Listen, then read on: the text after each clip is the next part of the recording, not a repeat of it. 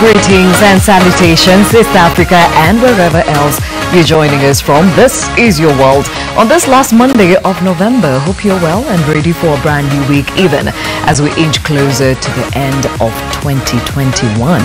Now, despite the fact that access to quality education is a basic right for all children, according to UNICEF, there are still challenges for children with disabilities with regard to accessing education, being socially included in education, and experiencing quality education. Ahead of the International Day of Persons Living with Disabilities that will be marked this Friday, the 3rd of December, this morning, we pay special focus to those living with intellectual or learning disabilities. Thing is, because it is not a visible disability, society has not given it inclusion or given the children inclusion living with these disabilities and the importance it actually deserves. So how can we turn this around? Well, today we speak to some people who have invested in ensuring those living with intellectual or learning disabilities flourish like any other learner. My name is Gladys Gashande and this is your world. President Cyril Ramaphosa says he is deeply disappointed by unjustified travel bans linked to the new coronavirus variant.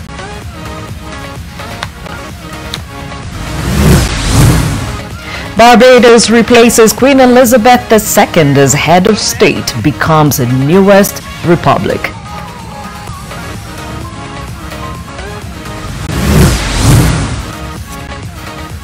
As I mentioned, we focus on innovations and inclusion options for those living with learning or intellectual disabilities.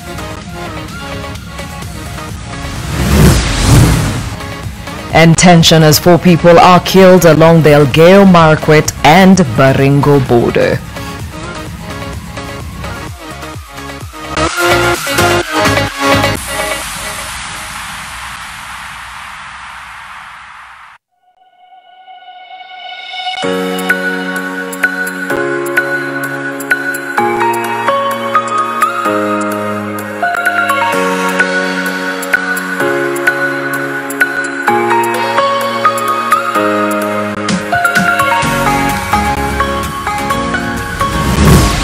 Thank you for joining us on this broadcast on this cold and rainy Monday, at least here in Nairobi. Hope you're well. Remember, this conversation this morning is focusing on how we can do better in as far as inclusion and empowerment of these children that are living with special needs in as far as intellectual and intellectual disabilities. And that's why our question of the day to you is, do you care for a child living with special needs? What is the greatest challenge in accessing education for them?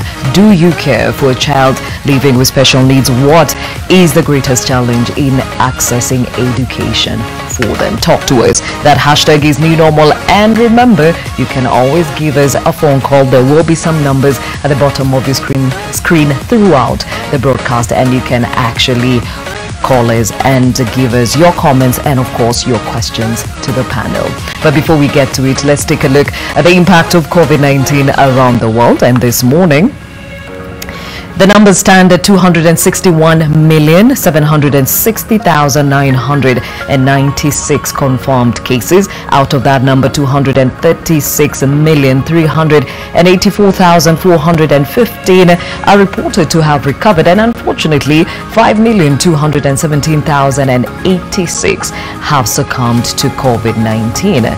In the country, 254,951 is the number of those confirmed to have contracted COVID-19. 248,131 have recovered, and unfortunately we have lost 5,332 people to COVID-19 within the confines of Kenya.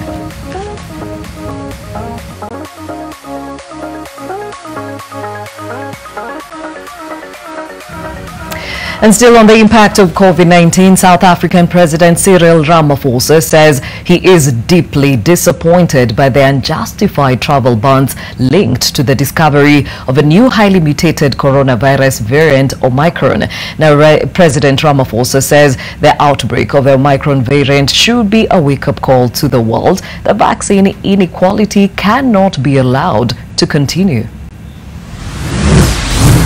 Deeply disappointed by the decision of several countries to prohibit travel from a number of Southern African countries, including our own, following the identification of the Omicron variant. This is a clear and completely unjustified departure from the commitment that many of these countries made at the meeting of the G20 countries in Rome last month. Now, these restrictions are completely unjustified and unfairly discriminate against our country and our Southern African sister countries. The prohibition of travel is not informed by science, nor will it be effective in preventing the spread of this variant. Staying in South Africa, despite the panic over the discovery of the highly mutating coronavirus named Omicron, a senior South African doctor says dozens of her patients suspected of having the variant have so far only shown mild symptoms and recovered fully without hospitalization. Reaction, especially from the UK, will, I can promise you going forward, will make scientists and countries be less inclined to be open, and that might lead to a disaster. So this is not only my data, it's also for the other general practitioners practicing in and around Pretoria, seeing more or less the same picture that I am seeing. Very, very mild symptoms, meaning that we can easily treat them at home. So far, I'm not aware of any of my colleagues needed to put any of these patients on oxygen. Their oxygen levels very, very stable. Away from that, Barbados is set to be the world's newest republic after the Caribbean island replaces its head of state, that is Queen Elizabeth II, with an elected president. Governor General Sandra Mason, who is the Queen's current representative, is set to take over, and the citizens celebrated the move to cut ties with the British monarchy. And the ceremonies will include military parades and celebrations as Mason is inaugurated as president, with Prince Charles, heir to the British throne, looking on. Now, the dawn of a new era has fueled debate among the population of 285,000 over Britain's centuries of influence, including more than 200 years of slavery until 1834, and Barbados finally becoming independent in 1966. Now, according to experts, as the island ditches the Queen, it is a possibility for other nations to be influenced to do the same.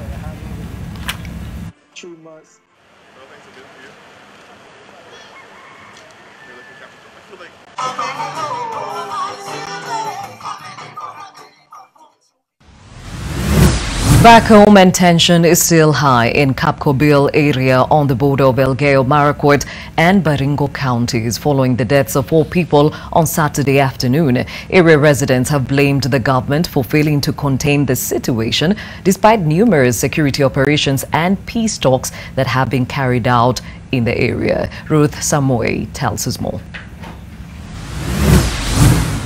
A somber mood engulfed the residents of Kapkobil in Kerio Valley, Elgeyo Marakwet East, following the death of 4 people on Saturday afternoon.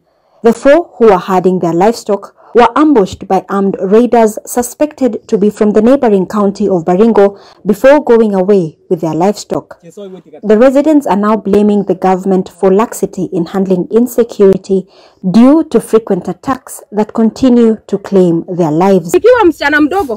Tumekuwa tukikimbizwa miaka yote na bado saa hii ngeti tena lako watoto wetu wadogo, watoto ya mandugu zangu ndio hawa ndio wanakufukuzwa tena. Maisha itakuwaje? Hapa Kerio Valley kwa muda wa miezi 4 tumepoteza watu 44. This incident comes a few weeks after a mother and her child were shot dead while harvesting sorghum on their farm. The attacks come despite several peace meetings among the border communities and government security agencies in pursuit of peace. Area leaders are calling for radical measures to ensure peace in the area. Matiang'i alikuja akasema ataiona kwamba hiyo ilikuwa vifo ya mwisho. Lakini tangu wakati ule, tangu tuzike mama na watoto wake, saa hizi tumesika watu wengine karibu 7. Mheshimiwa Rais, tulikueleza siku ile na hatutachoka kukueleza na kwamba hii insecurity ambayo iko Kerio Valley iko mikononi mwako Mheshimiwa Rais. Ukitaka kumaliza leo utamaliza. Ukitaka kuacha hao watu wataendelea kukufa. Saturday's attack took place a few meters from Cap Kobil Primary School and has left the children traumatized. Wale ambao waliuliwa, mmoja wao ana wanafunzi wawili ambao wanafanya mtihani wa kitaifa mwaka huu, na sijui maisha yao itakuwa namna gani baadaye kwa sababu mali yote ilichukuliwa, baba yao akauliwa. Sisi ni wana Kenya ama sisi tunaishi wapi? Kama hawa watoto wamekuwa orphan sapa. Akina mama wamekuwa hawana waume sao. During a meeting that was convened among Cap Kobil residents, the locals called on the president to take the initiative and save them from further disruptions caused by banditry. Tunakuomba kwa heshima sana na kwa unyenyekevu utushughulikie kama kila Mkenya aliye kila mahali ili tupate kuishi katika amani na tuendelee kufanya kazi yetu ya kawaida. Nataka tuimise serikali na kama haitawezekana tuambiwe kama jamii. Tuambiwe kama jamii ya Marakwet kwamba serikali wameshindwa kutupa amani. Similarly, area leaders are proposing the redeployment of National Police reservist officers to restore calm in the area. Ruth Sarmui, NTV. Definitely a story we'll keep an eye on, and the newsroom will be giving you an update of the same in our subsequent bulletins. Now, former Kenya Ports Authority Managing Director Gishirin Dua has been summoned by the Public Committee or Investments Committee to shed more light on the standard gauge railway, the SGR project agreements with KPA. The committee has also summoned former General Manager for Board and Legal Services, Muthoni Gatere, to appear to shed light on the same. The National Assembly Public Investment Committee has expressed concern that the government agency might not generate enough revenue from freight offloading services to cover the debt. Batimore Kasau has the story. Kenya Ports Authority Managing Director has dismissed claims by members of the National Assembly's Public Investment Committee that the government agency is not reaching its target in revenue collection through the freight offload services at the coastal city, a concern that could in turn lead to Kenya's default in its SGR loan to the China Exim Bank. Instead, the KPA boss who hosted the parliamentary public watchdog says the authority is well within its revenue collection target, attributing its success to the cordial partnership with Kenya Railway Corporation. When you look at this business, okay, the issue of investing in a railway, the question is KPA benefits? KPA is going to benefit in the following manners.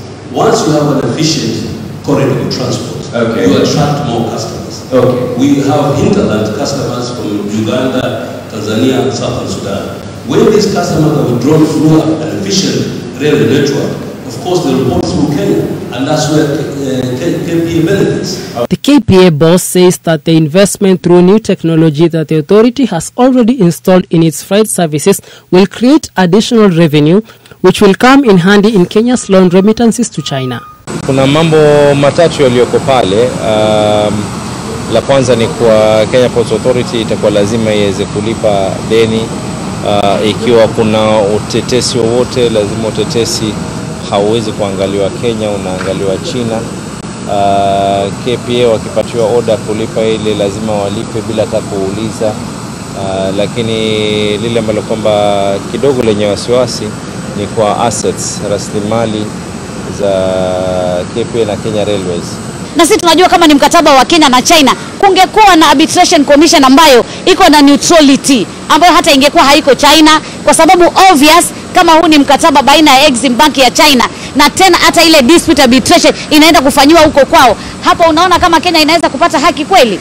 Speaking to NTV on the phone on Saturday, Kenya Railways Corporation Managing Director Philip Mainga clarified that Kenya has never and will not default the SGR loan since both Kenya Railways and Kenya Ports Authority raised the required revenue for government to offset the SGR loan.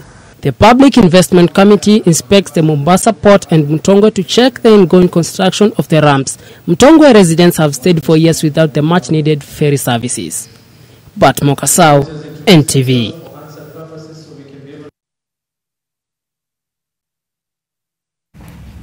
So let's take a look at our conversation of the day. As I said, we are having this conversation intentionally ahead of International Day of Persons Living with Disabilities that will be marked this Friday.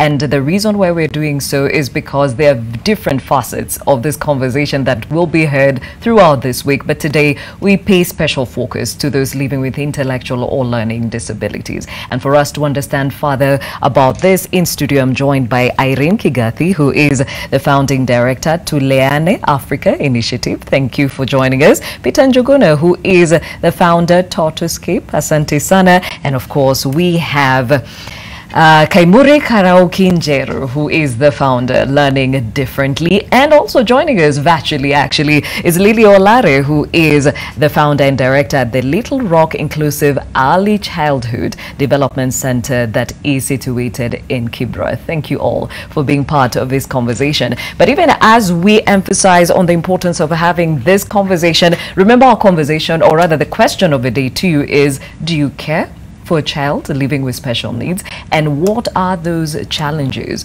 you face in accessing quality education for them? Do you care for a child living with special needs? What is the greatest challenge in accessing education for them? Talk to us. That hashtag is new normal, and of course you can reach us using those numbers at the bottom of your screen. And Irene, even as we say, it is important to actually consider offering quality education for those living with intellectual or learning disabilities. What does that mean for you? It means, thank you for the question. For me, it means that the child can be included in the community, that the child is accepted in the community, and special accommodations, especially for this target group today, is actually, because they are hidden, special accommodations are made within the community, within the home setup, within the schooling system, because education, I believe, and inclusion begins at home. Unless we have inclusion at home, no matter how much we are going to shout about it or speak about it, if I do not accept my child from the onset, when I take them to school, there is no way that the barriers are going to be broken. I have to be the voice for my child. I have to be the person that they look out for what to train for my child. I have to be included in the training of my child to make sure that I am a part of my child's learning throughout their lives. And as the end of the, they do grow up, Gladys. And I think most people don't believe that they do grow up. They stop being the autistic children that are temper tantrums, that have all this stimming, and they actually grow up. So once they grow up, where do you think they go to? That is what we look at. At the functional skills, we look at how will they be accommodated in the community. But it starts on the onset in early childhood education. Yeah. Peter, yourself autistic, what does this mean for you? It means enjoying life in fullest, harnessing my full potential, and not being brought back by your own challenges. It means that you can experience life the way every other child or every other person experiences it. So for me, it means full potential being harnessed, and myself feeling like I'm not excluded from anything, and knowing that future is bright for everyone, including myself. Yes, that's what it means to me. And why are you given that chance? It's because, like everyone else, I know that I have my own strengths, and I know that if those strengths are captured, if my own strengths are put in place, then I don't have even to worry whether I have shortfalls. I just have to work hard like everyone else. I just need that opportunity, and not even, sometimes we feel like we want to be given a very unique corner in the room, but I want to be in the center like everyone else, and I want us to share the competition. I want us to collaborate. I want us to feel like there's no big deal in this. I want us to feel like I'm like everyone. I'm an equal in this room, and I want to give my all. I want to give my best in this space, and of course achieve my own goals. Yeah. Yes. And we'll delve further into that journey because it's been a long one. Okay. Kaimuri, yes. You are dyslexic. What does this mean for you? It means I can fight, but also maybe in adulthood I wish people knew early what ails them. because I've always known I'm this hyper loud person, happy-go-lucky, Rolling Stone that collects moss. And I'm like, oh my goodness, if I knew earlier what was ailing me and the symptoms of dyslexia in teenage and also in the workplace, then maybe I would have stuck it out. I mean, I've had 17 jobs, I always say that. And really, if I knew that that's the cycle, this is what causes me to be hyper and to get bored, because I kind of get bored, then that would have really helped. So, but fighting it out now, knowing when you know what you're fighting with, it's easier to approach that battle. Yes. Okay, so Lily, for you, you've put together, parameters that actually include everyone and anyone. As long as you're living with special needs, they have a special place in your school or center. Why this road for you? Why did you take this up? It's come that easy because when I started Little Rock, we started off as an early childhood education center, which was going to take care of quality early childhood education for vulnerable children. But in the process, we met children with disability, and our first student was a hearing impaired child who used to bring lunch for the sister. So from there, we became a bit curious, and we started that conversation. We included the child in the center. But the real experience came in 2007 when we got a young girl who walked into our center. She was 5 years old. She was not walking. And that is when we asked ourselves, if this was my child, what would I do for her to be able to access quality early childhood education? So we included her, and we had to really change a lot of things around us so that she could fit, because one, she was not walking. That means we needed to see how would she access the classrooms. Then number two, what does she need to make her comfortable in the classroom? And those are some of the things we put in place, and we enabled this young girl to access the quality early childhood, and right now she's thriving. She's in Form 4. So we are all excited, and we opened our doors and even changed the name from Little Rock ECD to Little Rock Inclusive. That means allowing children who are abled differently to be in our midst. Oh, well done to you. How many years has it been now? 18 years. Well done, well done. So when we say able differently, what category of children do you see on a daily? We basically have everybody from learning disability to intellectual disability to physical, those ones who are having sight problems. So we basically have everybody. Oh, wow. In this inclusive center. Okay, now we'll get to know more about this center in a moment, but we are all here thinking about this conversation, reimagining African education, putting in perspective those who are abled differently, and everyone here comes from a point of personal experience. So let me start off with you, Irene. Where are you coming from? I'm coming from being thrown in the deep end when I gave birth to my daughter, and that is about 26 years ago now. And it has been a real journey. I don't know where to begin, Gladys, because you give birth to a child. I usually tell parents you give birth to a child on your way to England and you arrive in Holland. And when you find Holland at the terminus, everybody is speaking a different language. It took me 3 years to, actually by the time my child was born, let me put it this way, I could tell that she had something wrong. It was a long labor and she didn't cry at birth immediately. And after not crying, she was one of the quietest babies in the community. She never cried, she never wanted social interaction, even from birth.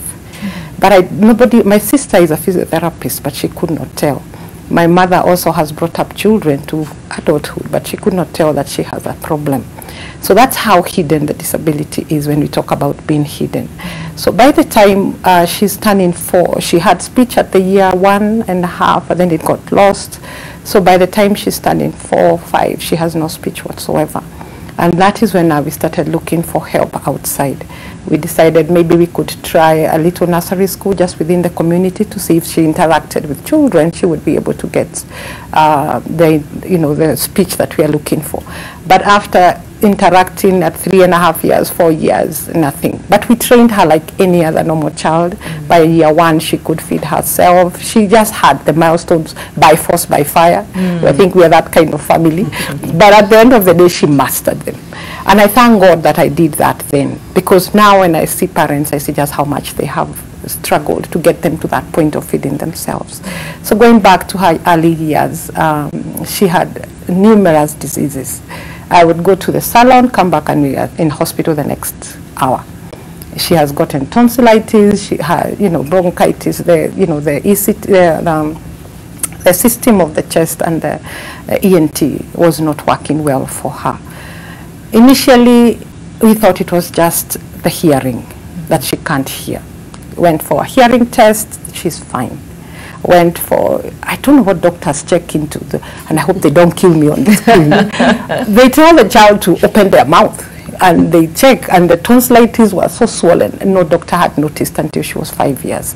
So we had her adenoids and tonsillitis removed. That made sure that now at least the hospital visits were cut short. But school was still a problem. So the doctor who first told me that she has a disability told me that it is Down syndrome. Well, Down syndrome is quite visible. You can see by the face, the facial features, and the fingers that something is not right. But she didn't have any of the facial features. But you can imagine telling a first-time mother who has been struggling with her child, who has been in hospital, just casually like, oh, I think your child has Down syndrome. So you go back home and you sit back and wonder. For about 3 years, I think I was wondering, so what does Down syndrome mean, and where are we going, and what is Down syndrome all about? So looking for a school, I tell you, that is the nightmare of parents in Kenya. You know your child, and like I told you as I introduced myself, you know who your child is, and you know what they can accomplish, and you see their strengths. But the minute they walk in school, something just happens. Either they are told to conform, they're no longer hyper, they're no longer everything that they were before. And you have killed something in them. So it keeps dying and it keeps dying. So my daughter has gone through, Gladys, I think, everything that any parent can go through. We have been to hospital, we have been sexually molested twice. And she's now actually coming up from the last time that she was sexually molested. So it is such a struggle for parents, and they don't speak out. Nobody listens to them. As we talk about education, and you're looking at the functionality of their life, how is their life supposed to be when they grow up? And now that she's 26, or the parents who have teens, how do you introduce that you have a boy child and he's autistic and he has all these issues coming with sexuality? Those are issues that need to be addressed. We start in primary school, we are taught how to sit nicely as girls. We were taught how to handle our menses by, I think, class 5 or something like that, menstruation. But you're in a disability unit. Who teaches you that? And your mother or your father, actually most fathers disappear. We thank and we applaud Njuguna. I think because he's one of them, so he understands what the wife must be going through. But most fathers are actually not present. When you visit the various places I've visited as Australia, Africa, you find that most of the women are single mothers. And they don't have just one child, they have maybe 2 children with disabilities. And I really applaud them, because it is such a struggle, Gladys. Just trying to find the right place. You go to a supermarket, nobody understands you. You go into the church, nobody understands your child. There's a lady who once cried tears in church, and she said that every time I sit in the pew, nobody joins us, because the child had cerebral palsy and was really spastic. So you find, I think disability, one, it is a sister to poverty. I usually say that, because those two usually just go hand in hand. The deeper the roots of poverty, the deeper the disability is. And now without the special care, without the therapy, without the education system that is actually supporting the caregiver, you find that poverty just creeps in. Yeah. Wow. That is such a great perspective from where you come from, and I think it touches on a lot of what we'll be debunking today. Peter, you've walked this journey, but you also have a child who's autistic, right? Yes. So you understand exactly how that shoe pinches. But before we get to the son, how was your journey? Any of what she has said ring a bell? It was by accident that I discovered I was autistic, because through my son is when I realized that's the name they call what I've been going through all my life. Oh. I didn't know that is autistic. I thought I'm not very bright. I thought I'm not, I'm not very alert. And people kept saying, you know, you need to concentrate more. You need to, you know, those things people have said now are being said as symptoms of an autistic child. And then I wondered, I was looking every time we go for therapy, I'm like, so this is what happened to me. I tell of a story that when I went for my grade 1 entry in school, those old days, and I didn't speak a word. And my mom was so affected that she did not understand how her previous 3 sons went through this quickly, without hassle. And this one boy cannot even say who his name is.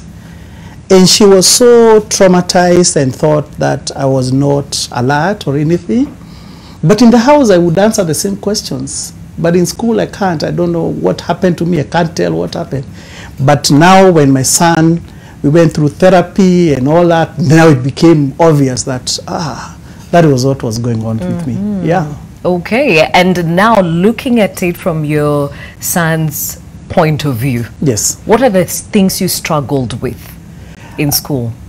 Yes, Gladys, I can tell you the first thing is that when I was in grade 1 or standard 1 those days, is that I was the last boy in that class. We were 4 streams. I was among the last kids, and those I beat, of course, were those who were absent. So it became that one of the things I struggled with, because I know schooling is changing nowadays, but for a long time I struggled to become number 1. I'm happy by Form 4 I had reached a number 3, which was a great excitement, and at university I was a distinction student. But that struggle for all those years have been quite a mountain to climb, but when you define it, you can't really put it. I think maybe the best is to write a book about it so that people can experience what you went through. It's not something you can say. People who schooled with me cannot say what was wrong with me. Some think I was a very brilliant boy. Others thought I feared exams. I had even an incident in class 8. I froze. I could not do my exams. But I don't know, I thought just is scare of exams. But now, going through my son, now I know what he's going through, and I can understand him. I can feel him. Things he talks about are so obvious to me. He speaks so loudly to me because I understand what he's saying. Yes. And does he know you get it? Not really. He's 8 years now. But I know over time now, he knows, and because with my wife, we have gone through a lot. Now we've even become supporters of parents with children with autism. So it's a journey for us, and he knows he's a very special child. Okay. Actually, he keeps saying that I'm a scientist. Yes. Well done. Yes. And actually, it's good to say at this point that his father is actually an IT guru, right? Yes, I am. There we go. So really emphasizing that the outcome of these children is actually exemplary if they're given the right foundations. Yes. Okay. Yes. All right. So for you, you talked about dyslexia and how you wish you knew why you were such a hyper child and why some things just did not make sense for you. So what are these things in retrospect did you struggle with in school? So primary school was easy for me. From nursery to around grade 4 was awesome. I think it's because of the school we went to. The teacher noticed early, and I have a twin sister, and we got oral exams. So the teacher would just ask us questions and we'd answer back, and she would grade it as a well-answered question. And but when we went to boarding school, I mean, in class 5, I mean, things became different. But you know, when you've had a really good foundation, you sort of learn how to learn. And so we survived up to class 8. We went to provincial schools, average. My sister should have gone to a national school. She was pulled down to my level. But really, we went to the same school for the support. But high school now was a blur. I mean, now when you get into a class where the teacher is just dictating notes and talking in a different accent from what you're used to, and just a lot of things not taking that didn't make sense to us. Now high school became, for survival purposes, we just did music festivals, drama, you know, wrote school, illegal school magazines, and a lot of things just to survive. But the grade was very poor. I know easily from Form 1 first term to Form 4 third term, I took a D home. I always had the brown envelope that came for supplements, you know. And I didn't know, supplementaries, and I didn't know why. So then now then when I did pre-university, so in Form 4 third term, I sat in discussion groups and just listened to what guys had been learning for 4 years. Gave me a grade to go to a pre-university, and then at pre-university, that's when someone tested. So what was not clear for me was, why am I not understanding? I'm going for preps, I'm doing all these things, I'm trying to listen to class, and really, it's really boring. Yeah. And that concentration, so you're the noisemaker who does all the punishments, the pavements in school were clean because of me. So later, so now looking back and looking, also I have a son who has ADHD and dyslexia like I do. I'm like, dude, if you stay in school, you do all the punishments, so it's hard, but so you understand your child. Yeah. Yeah, because you're wondering, when you ask me questions, I'll answer eloquently. You know, when you have dyslexia and ADHD, there's nothing to see. I mean, really, there's no dent on your face or anything that can label you. But you talk eloquently in class and cannot reflect the same information on paper. It's very frustrating. And so when you go and sit somewhere with your parents, you are discussing issues that are way ahead of your age. Yeah. But when they ask you to write about titration, like, what? So that became very difficult. And I was lucky that somebody assessed me in pre-university, because she sensed that, how comes you can't read fluently?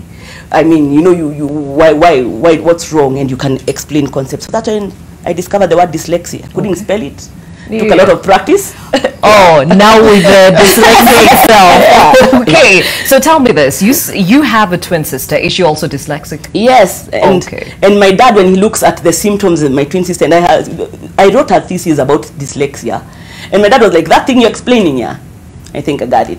Yeah, because he's hyper, he's eloquent. Luckily, he had really good secretaries. Okay. Working, well, you know, those old jobs where the secretary, you relay a very good idea, and the secretary now writes and reminds you, so that kept him. So we have brilliant ideas, big picture images, think big, but now when you get to grading, yeah, so it's passed on genetically, so yes. All right, so dyslexia, for those that are hearing this today for the first time, you have a hard time reading? Yes. Okay, writing? Dyslexia, reading, and writing concepts that are in your head are easy, especially if you're using the computer. Yeah. But if you're writing on paper like we do, how we take exams, of course you misspell everything, your P and Q face, different directions. You can't even quite hear the words properly. But also in the group of learning disabilities, they're called specific learning disabilities, we have now the math problem, dyscalculia, and then also we present with dyspraxia now. Some people who hear information and can't process it. So you can talk to someone for here to Wajir, and then when you ask a question, they'll be like, huh? Oh. So that becomes, and then 70% of kids with dyslexia now have ADHD. Now ADHD is a whole science on its Attention deficit hyperactive disorder. Yes. So because there are concentration issues, it affects your even emotions. Apparently you're depressive and you're hyper, then there are a whole range of things that look like you're disinterested, but really it's not controllable from your end. Okay. Yes. So talking about control, what have you found to work? Through the eyes of your child, what have you seen to work? I teach my child differently. I think my child has been to a regular school for 1 year. We barely survived the year. And so we use videos. I will pick a concept, we use videos, we use games, we use crafts, we use songs. So those other things allows him to understand concepts.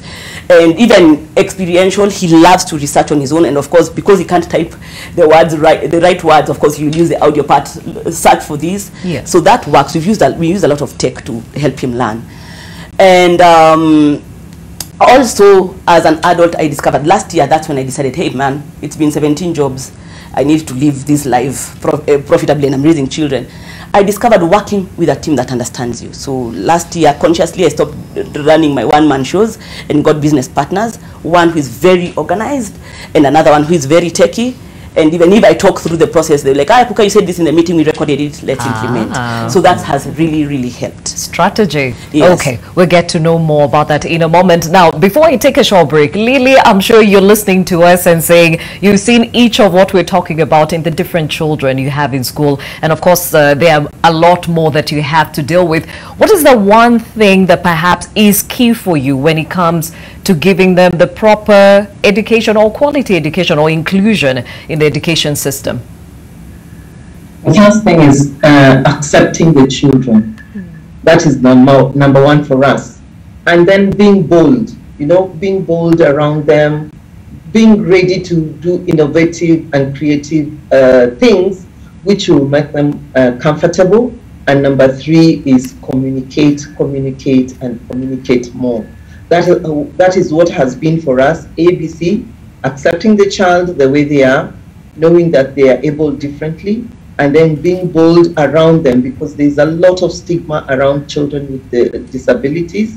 So just being bold and saying, yes, this is one of our students or one of the children who are coming from Little Rock, and then communicate, because once you communicate more, then somebody is able to pick the concept, even if it is slowly, because you have repeated it the third time and the fourth time and the fifth time, you find that there is some difference. And that has worked for a lot of our children, even those ones who are severe. And another thing which has also helped us a lot is having a therapy department in the school. So we have the therapists on site who take in the children at different intervals to go and work with them. Okay, I love what I'm hearing, and of course the question is, how are you able to achieve that in a population with other abled children? Because that's where now it becomes a very tricky thing, both for you but also for them to be prepared for the outside world where everyone else perhaps does not even understand what they have to deal with. We'll talk more about that in a moment. For now, I need to take a short break. When we return, remember, we're talking about reimagining education, especially for the African child who is living or who is differently abled, if we can put it that way, especially intellectual and learning disabilities. And that question of the day to you is, are you caring for a special needs child? What is this challenge that you face when it comes to accessing quality education for them? Talk to us. That hashtag is new normal. We have Healer 546 who says unavailable resources is one of the main problems. Okay, we hear you. Thank you. We have another here from Honorable Munyora who says the recommended education model for SNE is inclusive education. However, the government has done less in terms of putting up resource rooms in most schools and posting more SNE teachers to these schools. They are concentrating on special schools. Now, the most challenging becomes the distance between the child and the special school. That's why they continue to stay at home. I see my panelists nodding, so they're in agreement. Thank you. Another one here from George who says, once I read some catchy story by Akimite about the special children. Now, special children go to special parents.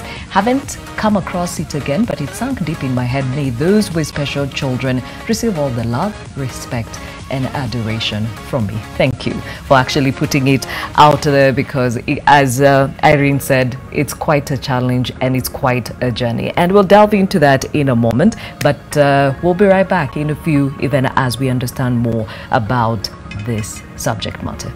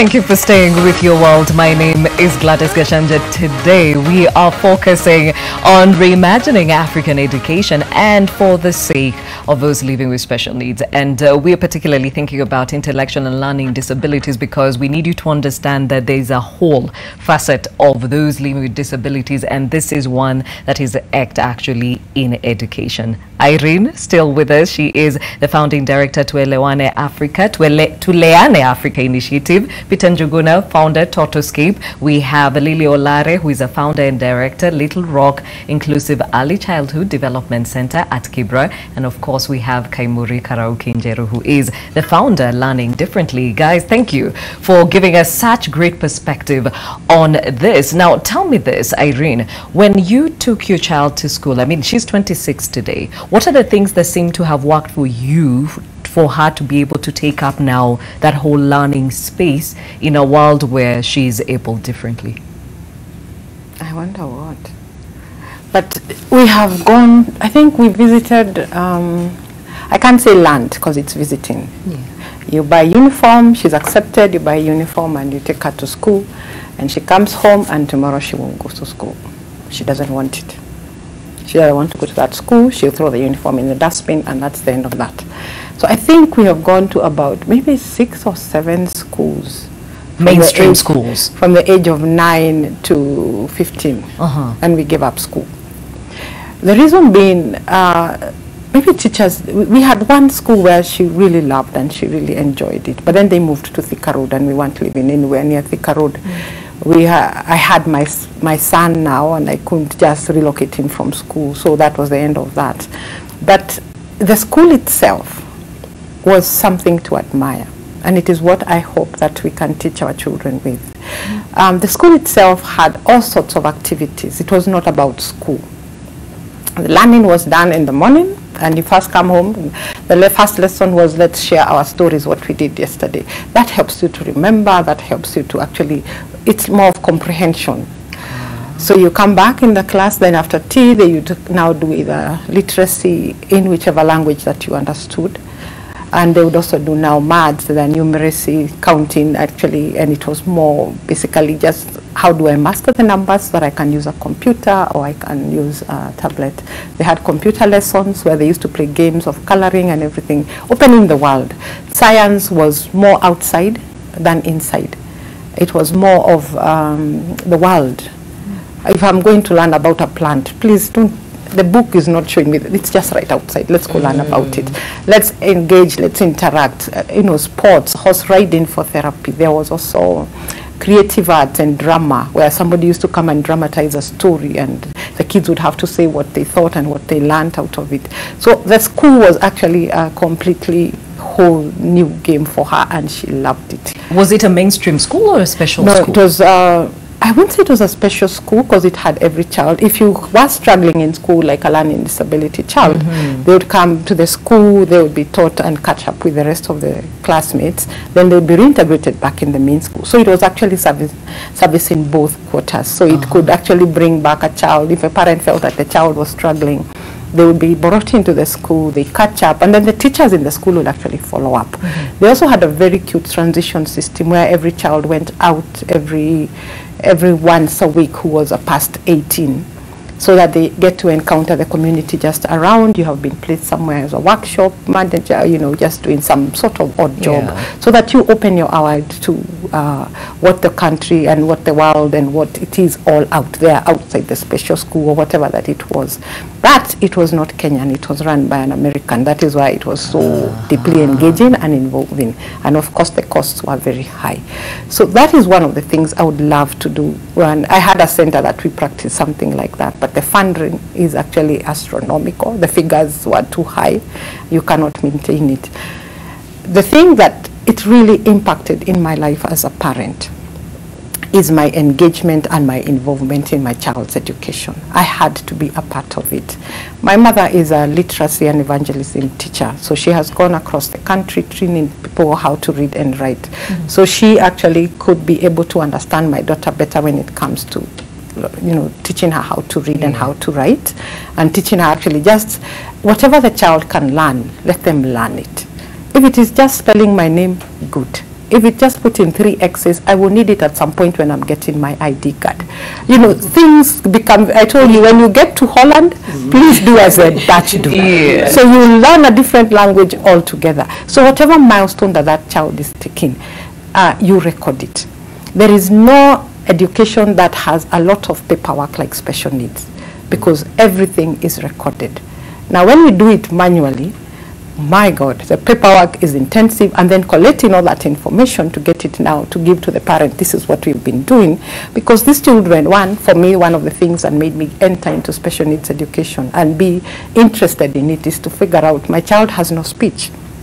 She will not talk to me and tell me, oh, school went this, we did this, or we did that. So you drop her, pay school fees, come back home. And then there is nothing that is to show for it. I'm called for an IEP. An IEP is an individual educational plan. So you call me for one, I have no clue what you're talking about. So I sit there and I nod very nicely like an educated person, but I go home with zit information. Yeah. So I delved in a bit deeper to understand what is her day like, what is she doing in school, and you know, what has her strong points. And these strong points, you see, are the same ones that I notice when we are at home. I know she's creative.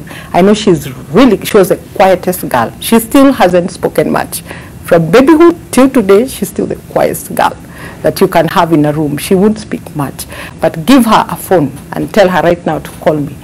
She will pick the phone and she will call me and tell me exactly what she needs. There is no face that she's talking to, but she's talking to somebody. So if you understand what the challenges are around that, and now you factor education around what their strengths are, now you are learning and you are teaching. But if I continue still on the paperwork, we are in Holland. So we have to do things just a bit out of the scope. I hear you. Now, Peter, did you go to a special needs school or it was mainstream? No, I went to Kamedo Full Primary School, which means it's a typical primary school outside your mother's house. So I don't know what a special needs, and I didn't know how would I have gone to a special schools, because I wasn't special, I wasn't any unique. So I went through normal school, throughout even till university. There are special universities. Yes. In retrospect, yes, the things you struggled with, what do you wish was put in place to give you a little bit of an easier time? First of all, the assessment was never done. Yes, to date, it has never been done. I'm the one who assesses myself based on the experiences of parenting. Yeah. Yes, but I believe, and this is why maybe I even came up with the word totoscape, is because if people open up the landscape for me, open it up for me to do whatever I want to do, I would have done a lot more in school. I happen to have been among the people who started the 844 system, among the starters of that system. And it was quite refreshing to learn some things like art, like music, like those things we did outside. For me, was the highest points of my life in school. Actually, I don't remember classroom more. I remember what we did outside. And then, of course, letting me be who I am. Sometimes you went to a primary or a secondary school that didn't have anything beyond basic teacher standing in front of you. We're in a good time where technology has come to open up the space. I wish people open up that space for me. The other benefit I gained, which I credit to my parents, both of my parents were teachers. So home education, of course, it was still formal education, but at home, helped me a lot. And then growing up with my brothers, we are 6 of us, my brothers and sister, so we are quite a tribe. And therefore that also is very important for a child who is growing with challenges. I also think it is important for parents to go through sessions of therapy themselves first. Whether you're special needs yourself, but you still, everyone, actually even the community, so that, you know, we live in flats and spaces where you interact with people. And most of the neighbors are very fluid, so you get your next door neighbor changes every time. So the one who understood your child now doesn't understand. So if your child throws things or throws tantrums outside the compound, and you have this neighbor who likes keeping their needs, their shoes outside their house very neat, then it becomes conflict. So I wish the space in front of the child was just a landscape of opportunities. So for me, I feel like we need to open up a lot of that techie has come to help us a lot, thanks to technology, and maybe that's why I'm in that space. Yeah. But I believe that in every space we have, we need to open it up more and more. One of the things I believe should have been done in education is, and because we are talking about reimagining education, is that the way the instruction is given in a class is usually somebody in front of that class since I can't believe when. I think since the education system was discovered in Alexandria in Egypt. And if it has been the same way for all those years, then definitely we are not going to have a change, even with our normal children. So I believe we should open up the class. There is technology. We should let the industry, the likes of you who have been through media, you should be brought in a class to describe what it means to stand where you're standing, what is experience, what school did you go to, where did you begin your journey. That is the kind of education we need. Whether we'll take your video, whether we will do you through an online class. So those opening up more and more spaces for the child to imagine, because you don't know how much a child can do when you open up space for them. I hear you. I keep referring again to my son.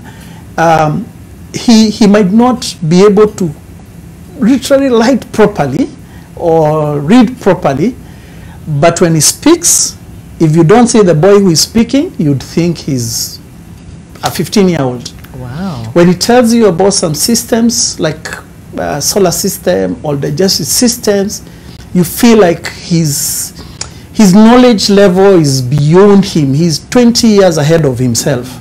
He's already thinking of going to surgery in a room. He's already there already. And whenever he sees a program with a surgeon and things, he's so excited. He feels like this. So we need to open up. You never know what your child might show up. Yeah. Okay, let's not confine these children to the books, you know, the lenses of the books only, and the confines of the classroom. I hear you. Now, I understand we have a caller, Wanjiko from Naivasha. What's your question or comment? Wanjiko? Okay. It's not a question. Hey, Wanjiko, can you hear us? Yes, I can hear you. Excellent. What's your question or comment? My question, actually a comment, please, in secondary school, teachers need to be sensitive to identify children with dyslexia. Yeah. Because most of the time, they are assumed to be probably rude. Okay, now Wanjiko, I seem not to be hearing you properly, so we shall call you back. Wanjiko, we'll call you back in a moment. I cannot clearly hear you, but I've just had dyslexia, so I would love to hear more about what you have to say. So we're calling you back in a moment. And remember, those numbers at the bottom of your screen is how you can call us with your questions or comments to any of our panelists today. So even as we continue to reimagine this education space for you, I'm so tempted to call you by your nickname, but Kaiburi, Kuka. We know her as Kuka. Yes, yes. How do you wish, or what would you wish would be put in place to give these children a chance from the get-go? Which for me, I think work starts with assessment, knowing there's something that needs assistance. True. And I actually had Wanjiko's question. She said that high school teachers should be taught how to identify dyslexia. Oh, excellent. And we agree, okay, everybody can't assess, but don't you know the symptoms of corona? If I ask the symptoms of corona, you know them. And so what needs to be done is that if teachers were aware about the symptoms that the children have, they can give them the care they need. But you asked me what I wished was different in school. I wish the boarding school I went to in high school were as fun as the primary school I went to, in the sense that even children who can read well need to be, to embrace different methods of learning. And as I listen to Jogona and Irene, those are the things they were bringing out. Can we teach children differently with different stations, or even if you don't have stations because we are limited, change the activity in the class. Introduce the science class with a story, or if you have videos of a video of maybe if you are teaching about gears of a fast moving car, that child will be glued to that screen. Or even if you described that and then later tell them that this car is controlled by this part, that child will want to learn everything about it. So don't limit the lesson to understand these little few things I've given you, but open the child's mind to think bigger and what they can do to even create those cars or planes. That's how much, I mean, that's how we should be delivering education. Okay, now Kuka, just hold on. I hear Wanjiko is back. Wanjiko, okay. Again, what was your question or comment? How can teachers be helped to identify children with dyslexia? Because most of them are lumped with the other students, and you don't know how to identify them really. Okay, we hear you, and that's a valid question, and I think Kuka is already speaking to it. And most of his kids, especially dyslexic with ADHD, have been said to be, you know, the most naughtiest in the class, put in the corner, always the ones punished. who start the strikes, by the way. Okay. We are the creative ones. And let me start with a number, then I can move back to Wanjiko's question. 70% of kids in juvenile in the US have learning disabilities. So, and then the same US, 40% of self-made billionaires have learning disabilities. So we can pick as a nation, where do we want our kids to be on that scale? And the reason that happens is because, can you imagine you have a brilliant child, because by the time you are diagnosed with a learning disability, they've ruled out intellectual disability, any physical disability, and your IQ now is above average. So that's when they say, oh, your IQ is average and above average, then, and you still have difficulties in learning, you have dyslexia or not ADHD, but you have dyslexia and dysgraphia and all those. Now, that is a brilliant child. Can understand concepts, probably crunched things way beyond whatever you are delivering in class in a 45 lesson that is instructing you to do things instead of encouraging you to discover things. And so to answer Wanjiko's question, I think the big issue here is let's educate teachers about what learning disabilities are. Because if they knew what they are and we taught them how to just make class inclusive, for a brilliant child, they don't need to be in a special class. A child with dyslexia and a specific learning disability, they need to be in a special class. They can be taught within the classroom setting. And how they are taught makes class so fun even for the rest of the kids. Because if you're using stories, experiential things, presentations, if I can't write, let me talk about the topic. I watched a video about it, I understand it. So, and you know, even I was asking Irene, doesn't your daughter watch a program on TV and narrate it back to you? Then that means she has a level of understanding that's not low. So basically, if we could approach different content, I think different content from any curriculum, and you deliver it properly. The delivery is the problem, because same teachers are coming back with the methods that were used on them. Instruct, write notes. I pulled my child out of class because he was beaten up because he couldn't copy notes fast enough. And I'm thinking referencing is not part of learning. Writing notes is creating your own reference book. It's not part of learning. It helps develop the brain to some extent. But if that child who is slower had a worksheet, they would follow you and just fill in the gaps. So that's, and even that's what I hoped our textbooks could look like. That let the child be guided. They can listen to the teacher and also interact with the content without making it very laborers, really. Because we're not asking them to be lazy, but we're just saying they are unable to copy as fast. I hear you. Yeah. Okay, so let's hear, Lily, how do you go about this? Because differently able children from different walks of life, how do your teachers ensure that they actually not only work with each child, but also bring the best out of them, so to speak? Well, for us, we normally encourage the parents first to take the children for assessments. So we have different assessment centers, and one of them is Kenyatta National Hospital. It has a unit on second floor which assesses children. So each child, when they are brought and the parent has seen the child is acting differently, they are not able to pick up the milestones, so we send them for assessment. But we also have an inward or indoor assessment where we take the children to the therapy department and they are assessed.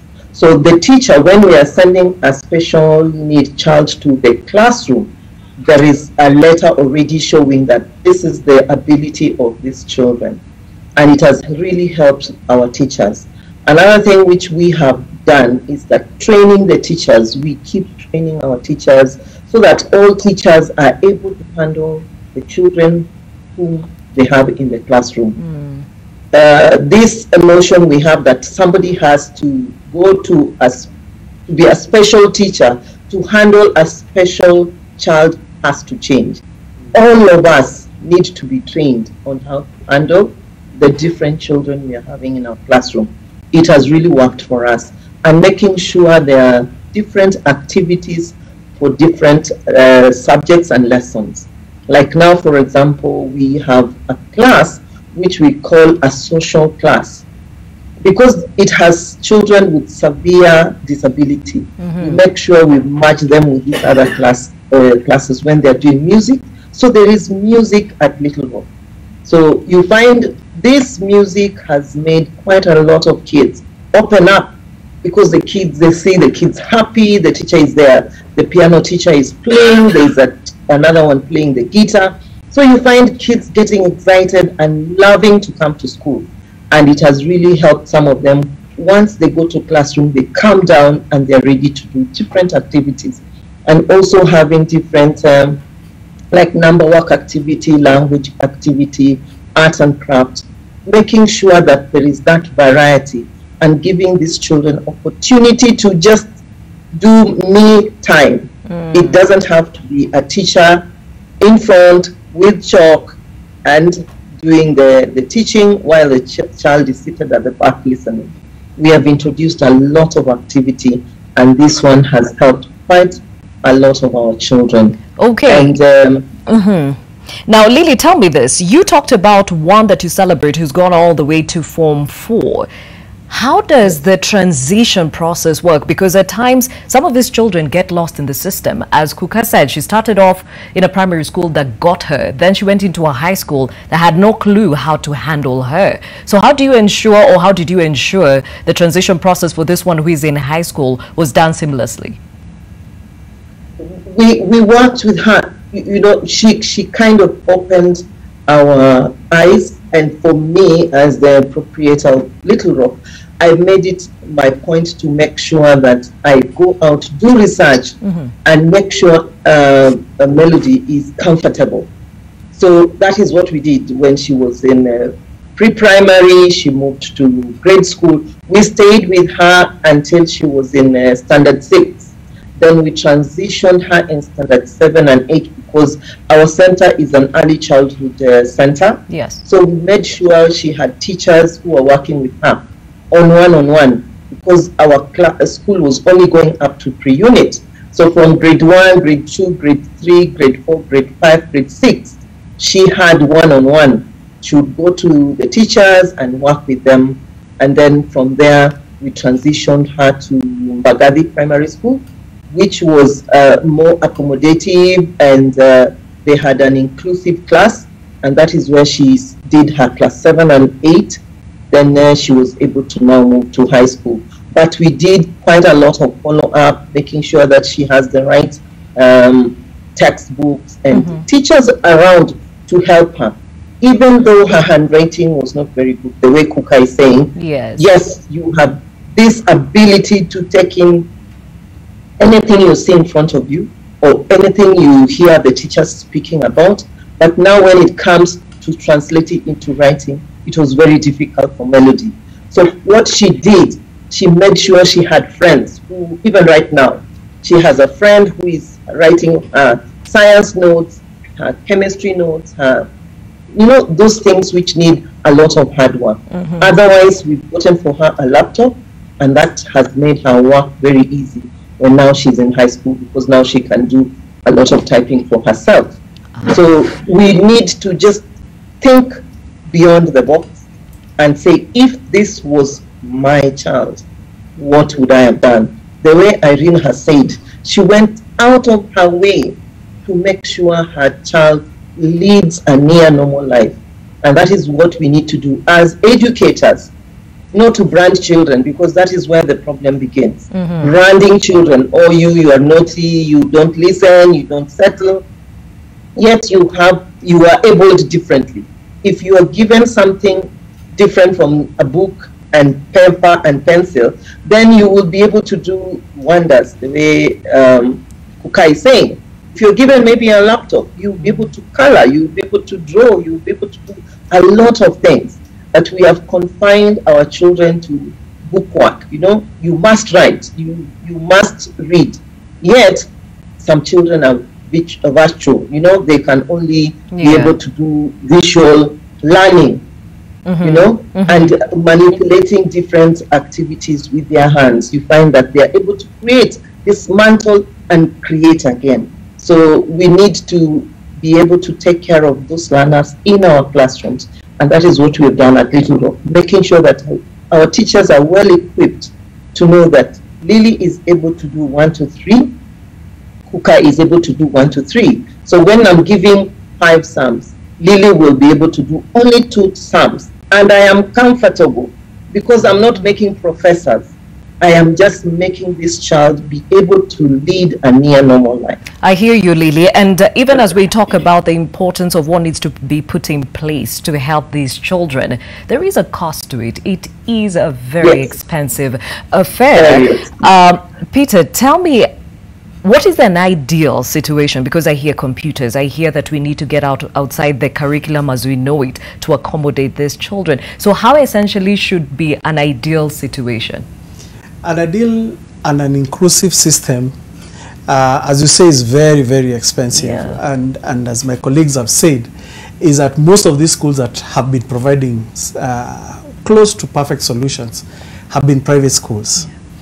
And I can tell you, is not the amount of school fees you pay is not the usual school fees you pay even on a normal private school. Actually, because you're looking specifically for a specific thing in a school, you want it. I'll give you a good example. One of the things we did with my son on his 3rd school, after homeschooling him for 1 year, is that and homeschooling means that one of us has to be out of school, out of work. So it means loss of income for almost a whole year. Somebody has to take care of that child, teach them every day. So one, that is a very big giving and sacrifice you have to give. The second thing, when he went to the school, after assessment and discussion with the school, we agreed that he will need a shadow teacher.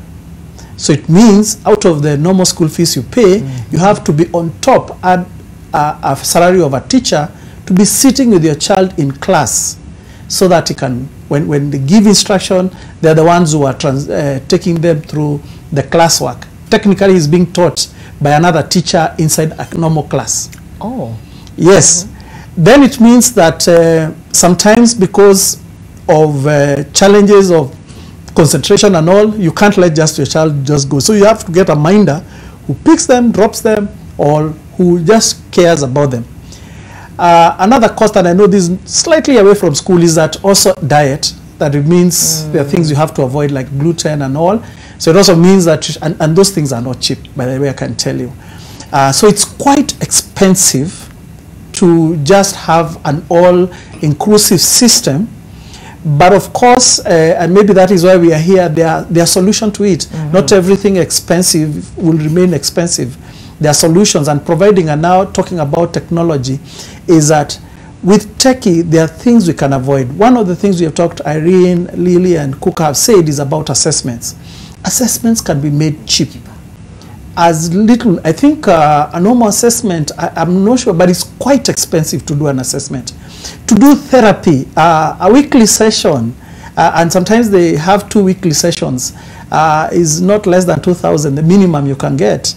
And you can see a child to, by the time they are 8 years or 20-something years, you have gone through, literally poverty has come to you if your child has to experience learning differently.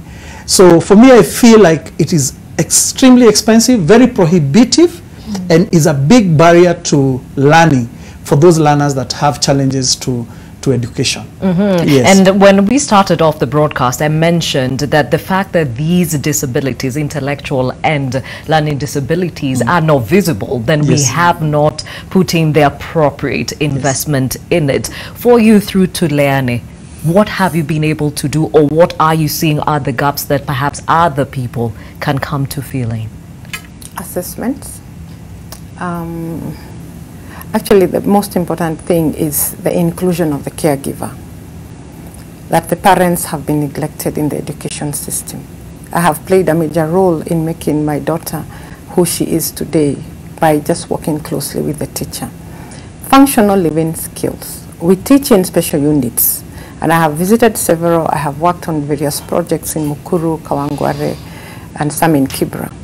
So I'm talking of those who cannot afford the 2,000 shillings of therapy, where you find somebody like Lily has a therapist in the school, so it is easier for you to take the child to Lily's school and they get therapy.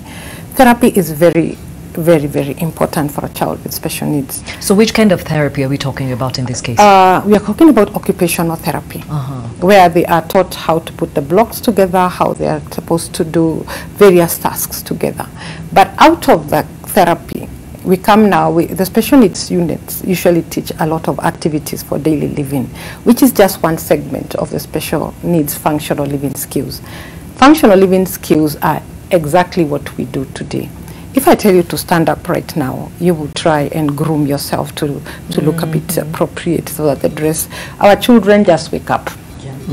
And they don't care whether the dress or the trouser is falling off, they just wake up. Actually, most of autistic children like to stay naked anyway. So clothing is another thing that you're adding onto their life that they don't really need. So signs and international and universal signs that we find on the roads, like the washroom. Who trains them about how to go to a normal washroom that is something that is used by everybody? Money is something that is, it's a currency that we use. And it is something that we need to teach them from a very young age, because they don't understand what money is. And if they will never understand what money is, and say like today the government is giving out the 2,000 shillings, that is a cash transfer. What happens to their 2,000 shillings? Will they be taught how to use an ATM card? Will they be taught how to go to a bank? That's why I said it's really important just to know how to write your name, whatever way you write it. After all, nobody else can do it. So you'd find that the functional living skills touch on adaptive, the social skills. Like if we go somewhere to a hotel, I'm supposed to teach my daughter, I will not be poor forever. That's one thing I always say. You will not be poor forever. You will one day go to a chicken joint or something. Can you teach them just the normal table manners? The attitude of the community also. We are talking about inclusivity and bringing education back to the community. In Africa, we used to raise our children. But today, the nuclear family is raising their own child. So you find somebody in Mukuru, they have a child, or maybe two with disabilities. And you find that this mother cannot even afford food to put on the table. What will be more important for that child and that family? It will not be therapy. It will not be schooling. We need to make education accessible, and not just the special units where you find a child with dyslexia, with learning disability, with intellectual disability. They have all been classified as one. So you find one child is really capable of studying, and maybe they're just sluggish in the early years. There's a child who was in school with my daughter, and he was a young man. When he got to the age of 15, he did, we used to do an exam at KCCL. They used to call it the General Education Diploma. It was offered by Southern California.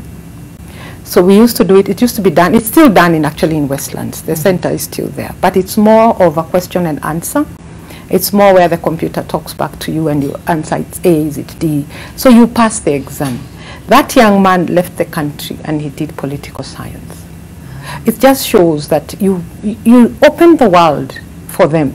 I love technology, and I love the way it makes things so much easier. When I say I am assessing, I am not assessing how good you are in education, because intellectual disability is mainly just not being able to comprehend, to reason, to make decisions.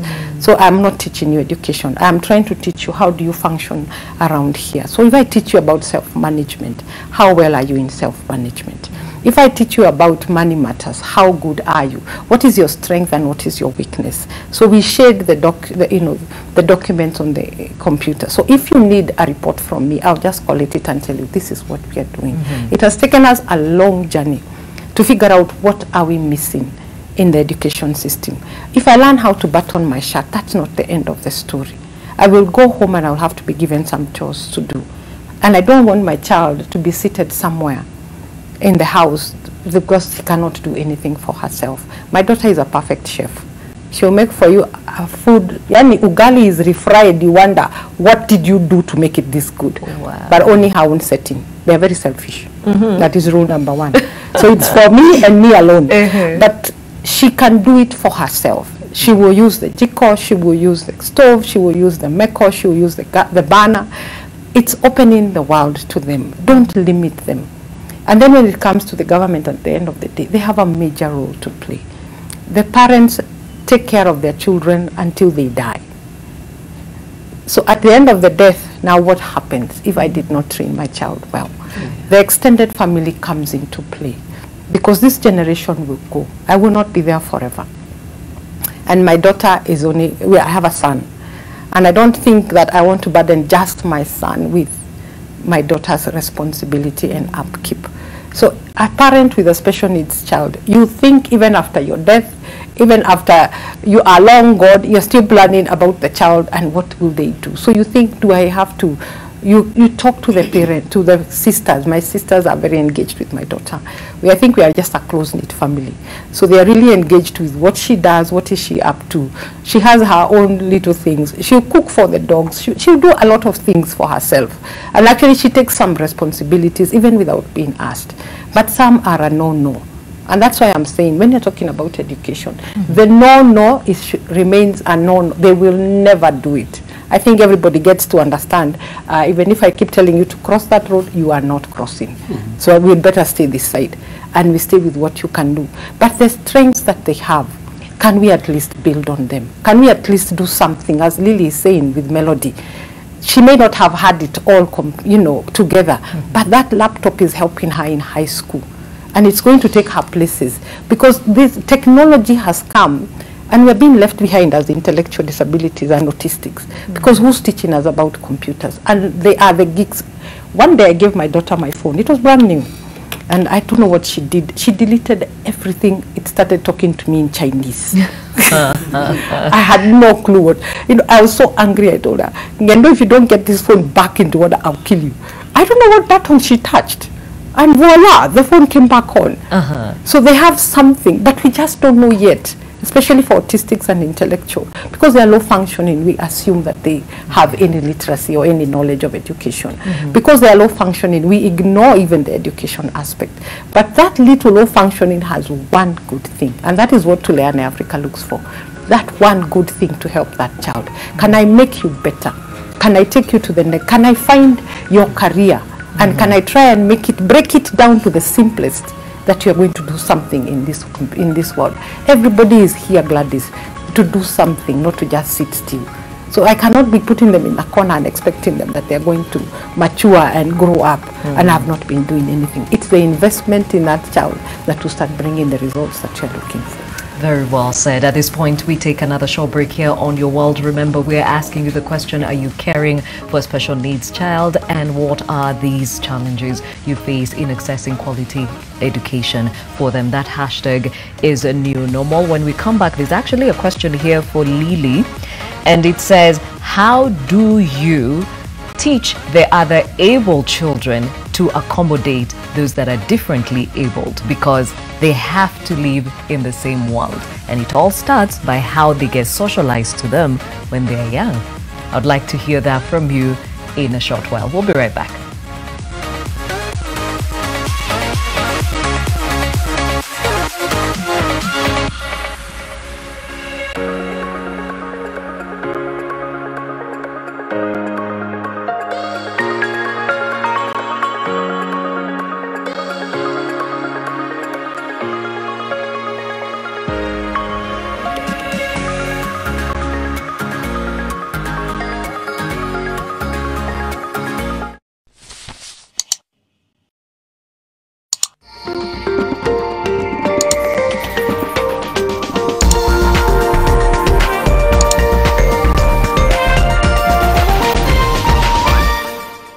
Upgrade today and save 50%.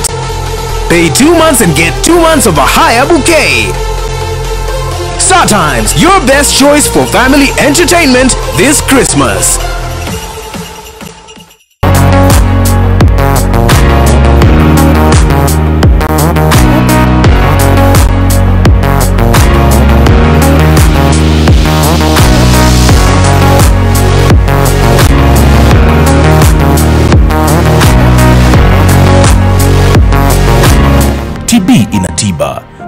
matibabu bila malipo katika hospitali zote za umma. Tujijali, tumalize TB. Ujumbe huu umeletwa kwako na Wizara ya Afya na washirika wake. Did you know that you can become a landlord in Nairobi or Mombasa by leasing a shelf for 20k and renting it out to online business for at least 12,000 bob annually? Get up to 5 years lease for your shelf and become a part of the newest revolution in retail. Send the word rent to 23909 to learn more or contact us on 0712 222 444. Did you know? AA is demutualizing. The association has introduced a new and sole membership category referred to as full membership. Enrollment for full membership closes on 31st December 2021. Full members in the association's register as at the cut-off date will be allotted shares, thus becoming future shareholders. With all due respect. With all due respect. With all due respect. Should we despair at this push and pull as President Uhuru Kenyatta decided to choose judges and leave others? Questions have been raised on the 6th. There's so many questions to think about. The way to clear those questions is a process through JSC. This is not the process. If the President had issues before, yes, when these people were being interviewed, he should have raised these issues then. It is not to say that after 2010 judges are not committing any crimes. You can go to the judiciary and have missing files, and it is not missing. Hiyo file kupatikana ati ujipange ati cheza kama wewe James Smart, cheza kama wewe. Here at NMG, we are working very hard to ensure your favorite publications, Daily Nation, Business Daily, Taifa Leo and the East African are readily available. In a bid to support the efforts to prevent the transmission of COVID-19, NMG has ensured our staff, our distributors and their staff adhere to set guidelines. At our printing plant, all staff are required to wash their hands before entering the factory and must be wearing a mask. All workers either change their clothes on entering the factory or wear an overcoat. We are keeping doors open to avoid our staff touching door handles repeatedly. With our automated printing, contact with the newspaper is kept to a minimum, and at the packing process, the staff observe social distancing. Vehicles used to transport the newspapers are disinfected daily before the newspapers are loaded, and our delivery staff all wear masks and wash their hands regularly. Our vendors ensure that they sanitize every time they handle money and wear their masks at all times. NMG is proud to be able to safely meet your information needs. Stay safe, stay informed with our favorite NMG publications. Hey, I want you to know that your song is playing on every radio station as we speak, with a video linked to your social media accounts. Not bad. Pretty good, but is that really something good? Of course. My client was keeping assets worth 70%, while Mr. Cruz keeps 30%. Why would Charlie say the opposite then, would you know? No, I don't. But my client never asked me to stop negotiations, and she had no intention to get back with her husband.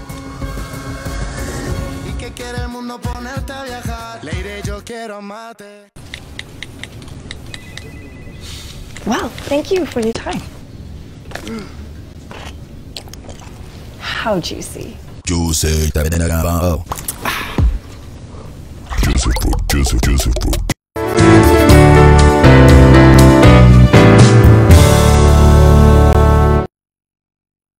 Get an 8-acre plot from just 295,000 Kenyan shillings only. Join us on our open day on the 4th of December 2021. For more details, SMS LAND to 21595.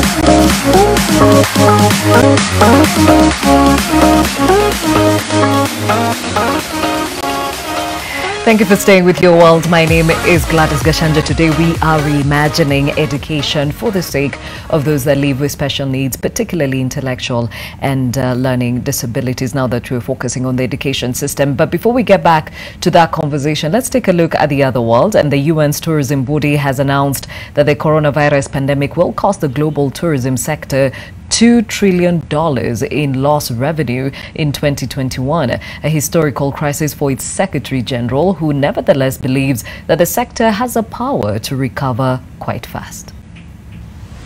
Tourism industry, talking about the numbers of visitors, numbers of revenues, was 2019, and the worst one was 2020. This is clear, and it's historical crisis in tourism industry. But again, tourism has a power to recover quite fast, and we saw that in 2021, the current year, it was absolutely different from 2020. Today, we can say that there is more knowledge about virus, there is more readiness regarding sanitary readiness in many countries. Elsewhere, French Health Minister Olivier Véran says the new COVID strain Omicron is probably already in circulation in France during a visit to a vaccination center in Paris. This comes after several European countries reporting cases of a new mutation which was fast detected in South Africa. The health minister announced that as soon as there is a suspected case, we'll put that person in isolation and start extensive testing on sequencing to examine the genetic profile of the virus variant. Now, since it is circulating in the UK, Italy and Belgium, it's probable that there is a case in circulation already in France. The question of the sensitivity of the new variant Omicron to vaccine is a legitimate question, and researchers are looking at whether vaccines must be modified, but it's too early to say since it was only discovered a few days ago. Ça va, je vous laisse faire. Et au-dessus, il y a le... Vous venez vous faire vacciner, j'imagine, si vous êtes là. Troisième dose.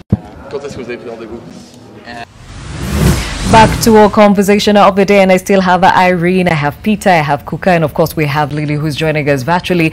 And before we went to break, Irene, you really put into perspective the role of the community support that comes with, intellectual and learning disabilities. And I'd like to hear from Kuka. After you discovered you live with dyslexia, breaking that down now to those, your peers, your workmates, your colleagues, how was that taken? 17 jobs later, how has that been? I think I called one of my former bosses and he's like, now I get it. I understand what the problem is.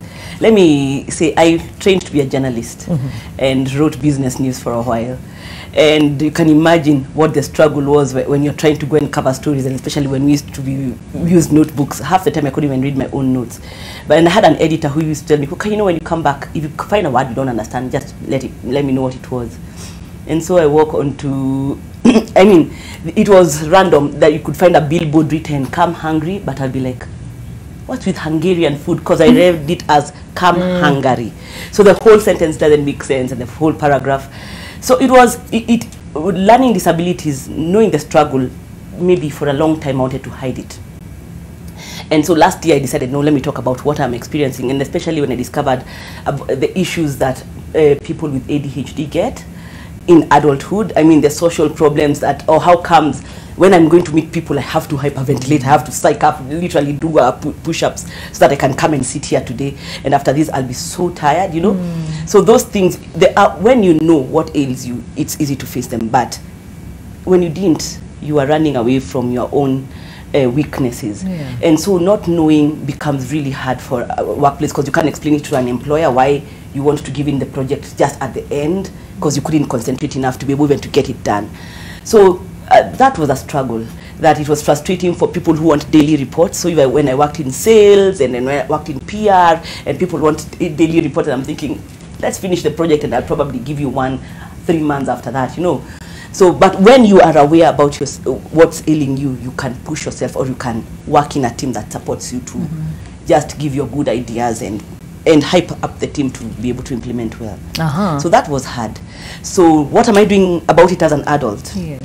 I'll probably say that the lady who called earlier said we need to train teachers. Teachers don't know, and I'm not going to blame teachers anymore. I won't be those parents who are hammering teachers. Teachers don't know what the learning disabilities are. Yeah. We are training them about to just understand them, because even if they go online, they will search something for a short while, something comes up on social media. But if someone goes through consciously through a course to understand the learning disabilities, the symptoms that you can see on a day-to-day, and then the inclusions that you can give, you can apply in class. Yes. That would be really helpful.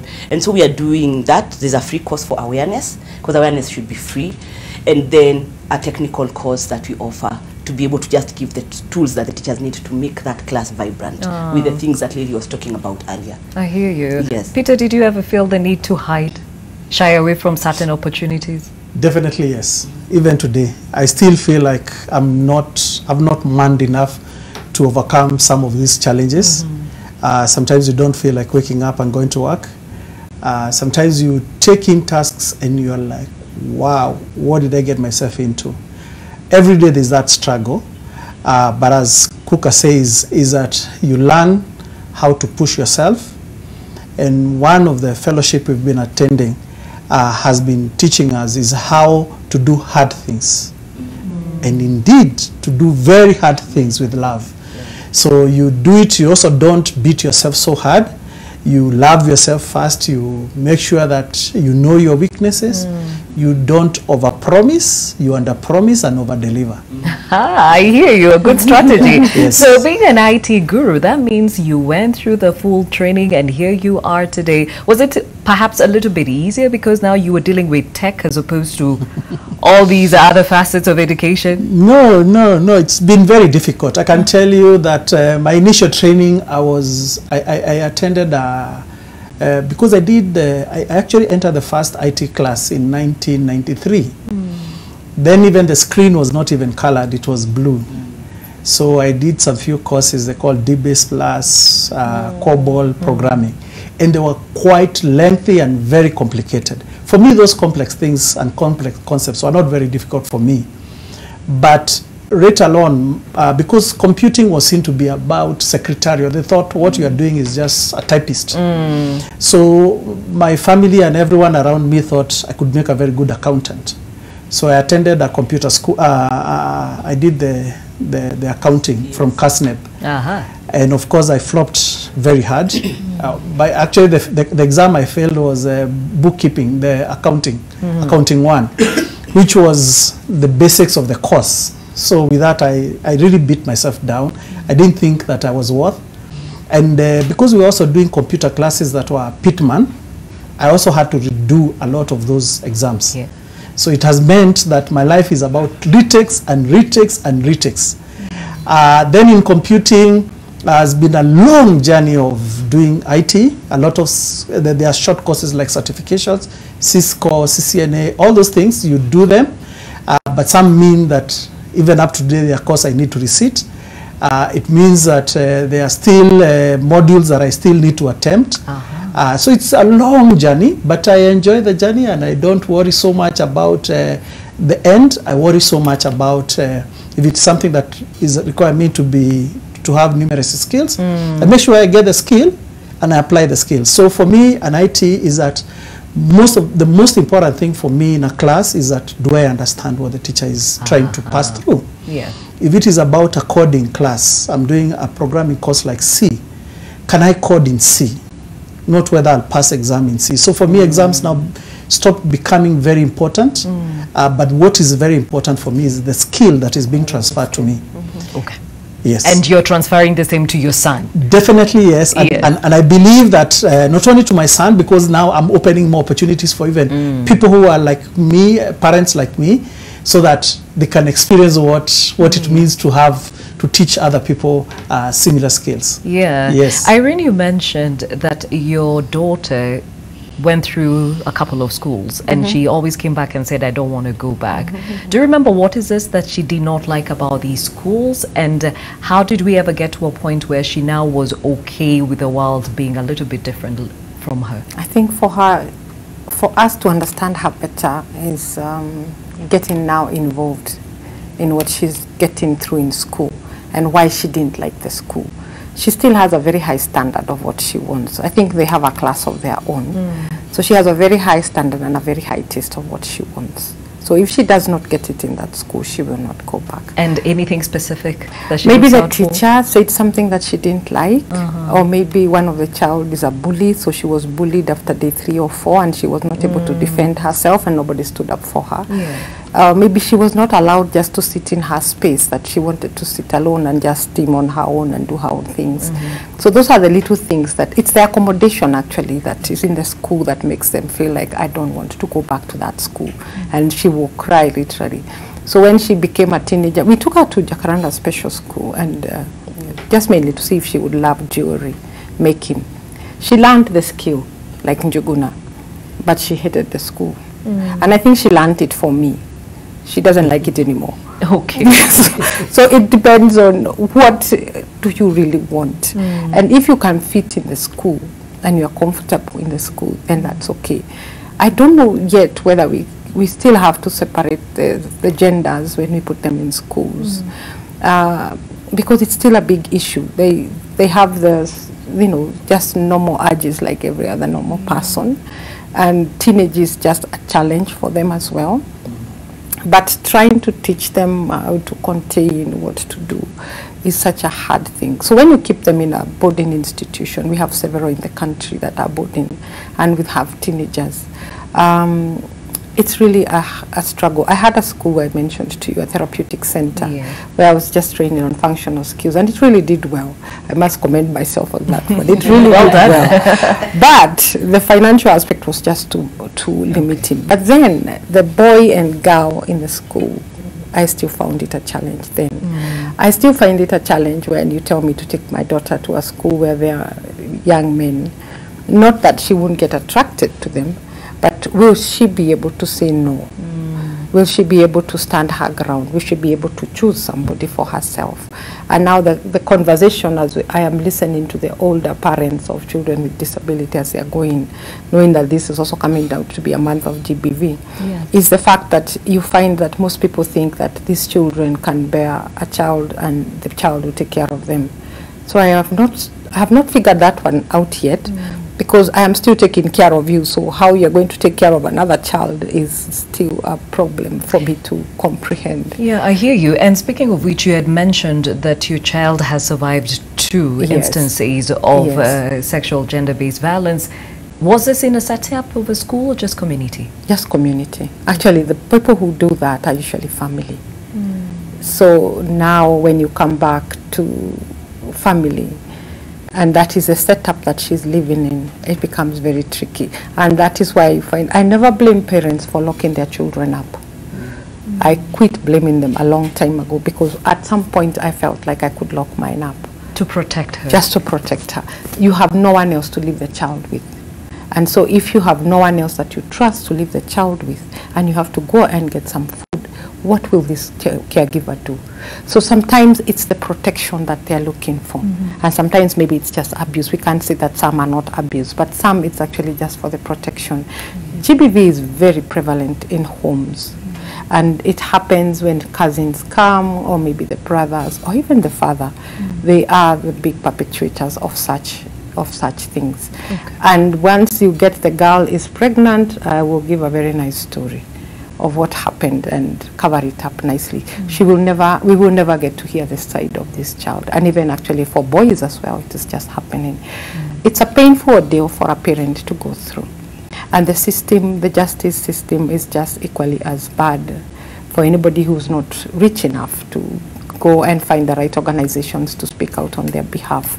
We have organizations that look out for them, but I did try to go through the court system, and they were bribed out. So I think, I don't know what I can say about it, but it's a painful deal for any parent. And I know many women with children with disabilities are going through the same, but they have nowhere to say and nowhere to speak out. It's unfortunate, and we hear you loud and clear. Now, Lily, You are a guardian to many on a daily basis who come to your center. What are these parameters you put in place to ensure that their security is safeguarded, because they're young, they're vulnerable, and they're still trying to figure it all out, and school is perhaps the next best thing to their homes? Yes. Well, first we have kind of trained our parents to make sure they drop their children and pick them up. We have introduced that for security reason, so that because our children are quite young, we find the youngest is like months, and then the oldest is also, because of accommodating children with disability, you find we go all the way to 18 years. So we make sure they are picked and dropped by parents, particularly the special need children, because that is where molestation takes place, when these children are left with either a caregiver or somebody else who is not their mother. So we make sure all our special need children are picked. Because one thing, they go through puberty like us. But you see, because we are able to comprehend a lot of things the teachers are teaching us, it becomes a little bit easier for us. But for a special need child, it's quite challenging to explain that, you know, this is a normal reaction, that when you turn 14 or 13, you start having your mens, or you start having those feelings, if you're a boy, that you want to the opposite sex. So it becomes very difficult for us to teach them sex education. But we try as teachers, you know, through songs and having TV lessons where kids sit together and they are taken through such lessons. But for us, what has worked out for us, making sure that the parents come and pick their children. Okay. And then also the teachers. Okay, now Lily, tell me this. You've talked about how you have sufficiently trained your teachers to accommodate these children in school. And of course, now you've talked about the parameters around the security setup. How about, how do you prepare the children that are abled to understand that they're in a world with others that are differently abled? Children are fantastic. I will still stick with the story of Melody, because when Melody came to our center, she couldn't walk. So we had to come up with different devices on how to make sure that she's comfortable. For example, we didn't have a wheelchair, we didn't have ramps, so we had to create ramps for her to be able to move. We didn't have, like now she could not sit on a table, on a chair, because of the spastic movements of cerebral palsy. So we would tie her on a chair, and within seconds she's on the floor. So we removed all the chairs and the tables and would sit on the mat. So everybody sat on a mat and were able to do work comfortably. So we adjusted our environment so that Melody can fit in. And surprise, surprise, children also picked it up, and you would find they'll divide themselves at break time. You're taking Melody out. When the bell rings, you bring her back, lunchtime like that. When she's brushing her teeth after taking lunch, somebody is there to hold the glass for her to drink the water and clean her teeth. Because those are some of the things we do at Little Rock, because of where the kids are coming from. We teach them these little things which are very important, oral hygiene and the rest. So kids started working around her. They would develop activities around her, even if it is playing out with balls, with jumping using ropes. They would work around her. She would be the one swinging the rope, the rest are jumping. So she's participating, yet she's not able to walk. So the kids are very, very good. The people who have a problem is, number one, parents and the community. Those are the two groups who do not accept children who are able differently.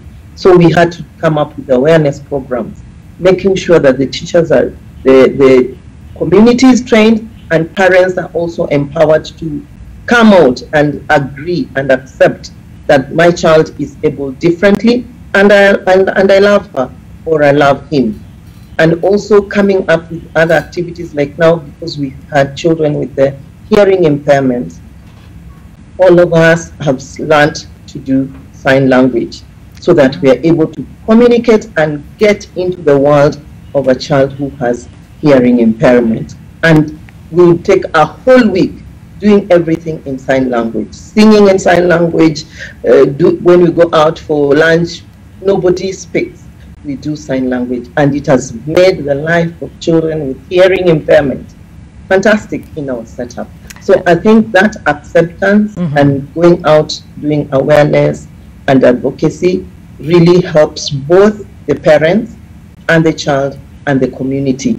Because when we invited the community to come and see us doing all these activities, they kind of embraced the children, because you would hear parents having comments like, oh, my child will stop hearing because they are in the same class with a non-hearing child, or my child will start drooling because they're in the same class with the child who's drooling. So we stopped all this by inviting the parents to come in and seeing how it is very easy to accommodate, embrace.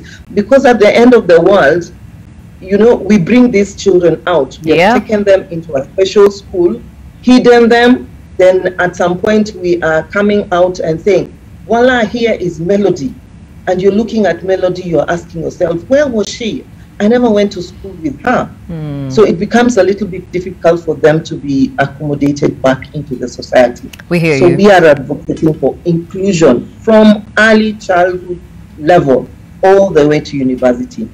Okay. It will help us because, for example, just before... Lily, I am having a hard time here with the timing, so I need to cut you short, but we hear you loud and clear, and the importance of reintegrating these children with the society, because they are part and parcel of a real world. So again, at this point, I say thank you to Irene Kigathi, who is a founding director, to Leane Africa Initiative, Peter Njuguna, who is a founder, Tortoiscape, himself autistic and a parent to an autistic son, Lily Olare, who is a founder and director, Little Rock Inclusive Early Childhood Development Center in Kibra, and of course Kaimuri Karauki Njeru, who we know as Kuka, who is a founder of Learning Differently. Thank you for shedding light on this subject, because it is so critical, even as we look out to including all children from all walks of life who are abled in whatever way in the education system. Well, tomorrow we take a trip down memory lane and appreciate how at times we plan our lives with the best intentions, then it throws us some curveballs. Some are temporary, some permanent. But fact is, in retrospect, we somehow find a way to keep putting one foot in front of the other. So tomorrow we not only reminisce on how far we've come, but take time to appreciate the lessons therein. See you from 7 a.m. from our Thanksgiving edition. See you then.